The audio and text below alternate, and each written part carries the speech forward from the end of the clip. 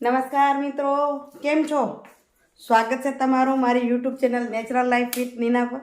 મિત્રો આપ સૌને જય લક્ષ્મીનારાયણ, જય સ્વામિનારાયણ, જય જીનેન્દ્ર, જય હાટકેશ, જય જલારામ, જય ઠાકરધણી, જય દ્વારકાધીશ અને હરિઓમ. મિત્રો સવારના વાગ્યા છે 6:45 અને ફટાફટ કરું છું નાસ્તાની તૈયારી.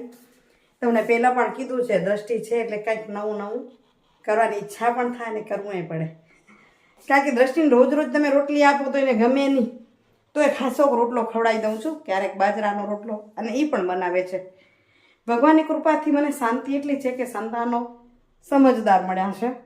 હું કામ કરું એટલે 7મો મંથ ચાલુ છે છતાંય કામ કરી લે છે. ને તો આજની દીકરીઓને તો બહુ તકલીફ કરાવે ને.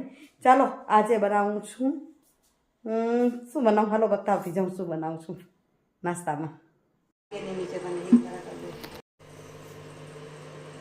તો મિત્રો ચાલો આજે બનાવી લઈ વળી પાછા. રોજ એમ થાય કે નાસ્તામાં બનાવવું શું. અમે બે જણા તો એના પપ્પાને જોઈએ શિરામણના રોટલા, જોકે આ ખાઈ લે. આજે પાછા આ અલગથી ઢોકળા બનાવશું. આ બોળામાં છે ને દાળ અને ચોખા છે. આપણે પહેલા ઢોકળા બનાવ્યા હતા એ વાટી દાળના હતા, દાળ ચોખાને વાટ્યા છે, શાંતિ પલાળી નાખ્યા છે. ચાલો અને કરી લઈ વઘાર. વઘાર માટે અહીં આજે આદુ મરચાં અને લસણ ભેગું પીસ્યું છે, કૂટ્યું છે. કૂટી નાખીને મજા આવે, પીસેલું રગડો થઈ જાય એમાં, ખાલી એમ અંદર મોઢામાં આવે એવો ટેસ્ટ ના આવે સરખો. લસણની કચાશ નીકાળવા માટે આપણે વઘાર કરશું. તમને ઘણી વાર આપણે ઉતાવળ હોય બેનો, ઉતાવળ હોય ને તો શું કરવાનું, વઘારી નાખીને પછી એમને એમ ઢોકળા ખાશું ને ગરબા ગરમ તોય ભાવે. આવા વઘાર કરનાર તો ત્યાં થોડુંક તેલ વધુ નાખવાનું. તો એ મોટું પાળું, મોટી ચમચી ખાઈને એટલું મેં અહીંયા તેલ લીધું છે. થોડીક રાઈ નાખીશ. રાઈ આપણે ફૂટી જાય એટલે આમ જીરું નાખવાનું, હિંગ, અને અંદર નાખી દઈ આદુ મરચાં અને લસણ.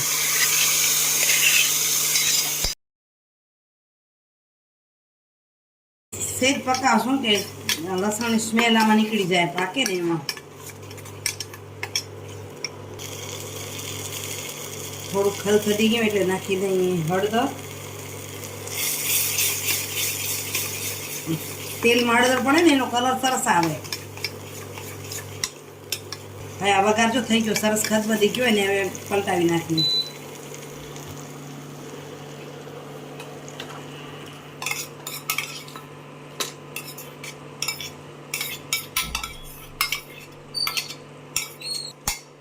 અને મિક્સ કરી દઈએ. નમક આમે ખાંડવામાં નાખ્યું છું એટલે જરૂર નહીં પડે. આમાં નમક આમાં પહેલેથી જ નાખ્યું છે.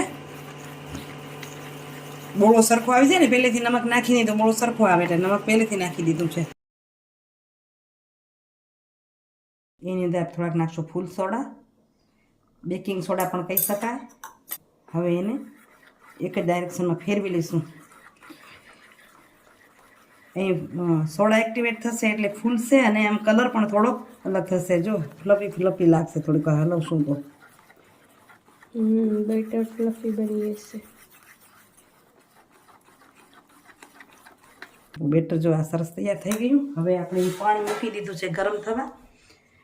આની અંદર આપણે બધાને ખ્યાલ જ હશે પણ છતાંય કહી દઉં કે લીંબુના છીલકા નાખી દઈએ ને, કાંઈ પણ ખટાશ નાખવો જોઈએ તો આપણી કઢાઈ ખરાબ ના થાય. એની અંદર મૂકી દઈએ આપણી આ થાળી. ઓલરેડી જેમાં તેલ લગાડીને ગ્રીસ કર્યું છે.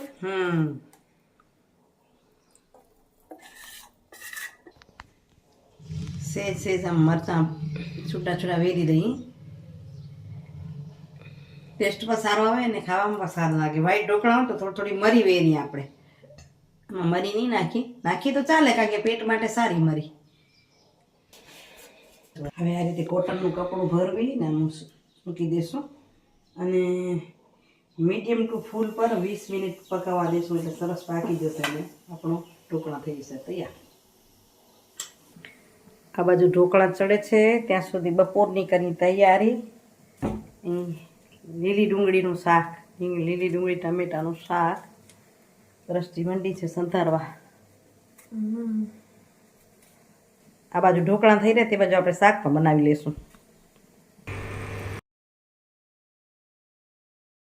વાહ, કેટલો સરસ કલર લાગી રહ્યો છે. સેજ ચાકુથી ચેક કરીએ. હા, થઈ ગયા છે બરાબર. હવે એને ઉતારી લઈએ, થોડા ઠંડા થાય એટલે કાપા પાડી લઈએ.